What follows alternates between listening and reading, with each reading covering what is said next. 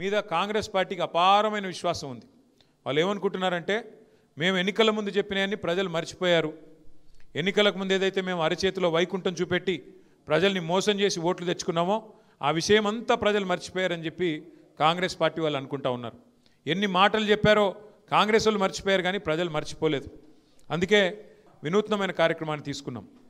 ఎన్నికలకు ముందు కాంగ్రెస్ పార్టీ ఇది మా గ్యారంటీ అంటూ గ్యారంటీ కార్డుల పేరిట ఏదైతే గారడీ చేసిందో, పెద్ద మనుషులకి 4,000 పెన్షన్ ఇస్తామని, మహిళలకి 2,500 ఇస్తామని, రైతులకు 10,000 కాదు 15,000 రైతు బంధు ఇస్తామని, కేవలం అసలుదారులకే కాదు కౌలు రైతులకు కూడా 15,000 ఇస్తామని, రైతు కూలీలకు 12,000 ఇస్తామని, ఆటో అన్నలకు 12,000 ఇస్తామని, ఇట్లా నోటికి ఎంత వస్తే అంత 2 లక్షల ఉద్యోగాలను యువతకి, నిరుద్యోగ భృతి 4,000 ఏదైతే చెప్తూ పోయినారో వాటన్నిటి విషయంలో మళ్ళీ ప్రజలకి ఒక్కసారి తిరిగి గుర్తు చేయడానికి, కాంగ్రెస్ గ్యారంటీ కార్డుల పేరిట చేసిన డ్రామాని గుర్తు చేయడానికే నిన్న మనం మన పార్టీ నుంచి కాంగ్రెస్ బాకీ కార్డు, అంటే కాంగ్రెస్ బాకీ కార్డు అంటే ఏ వర్గానికి ఎంత బాకీ పడ్డారు, కాంగ్రెస్ బాకీ కార్డు పేరిట రైతు భరోసా ఎంత బాకీ పడ్డారు, నిరుద్యోగులకు ఎన్ని ఉద్యోగాలు ఎంత బాకీ పడ్డారు, ₹1,00,000 కేసీఆర్ గారు పెళ్లికిస్తే కళ్యాణ్ లక్ష్మి పేరిట, షాదీ ముబారక్ పేరిట మేము తులం బంగారం ఇస్తామన్నారు.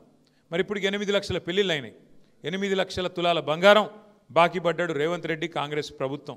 ఇట్లా ప్రతి వర్గానికి ఎంత బాకీ ఉన్నది ఈ ప్రభుత్వం అంటూ ఈ బాకీ కార్డులు ఒక ఉద్యమ రూపంలో ఇంటింటికి మనిషి మనిషికి చేర్చడానికి మనం తీసుకున్నాం. వాళ్ళు చెప్పినారు ఎన్నికలకు ముందు అభయహస్తం అన్నారు, మమ్మల్ని గెలిపించండి మాది అభయహస్తం అన్నారు. ఇవాళ ప్రజలకు అర్థమైపోయింది ఇది అభయహస్తం కాదు, భస్మాసుర హస్తం, ఇది శూన్యహస్తం, దీనివల్ల ఒరిగేదేం లేదని అర్థమైంది.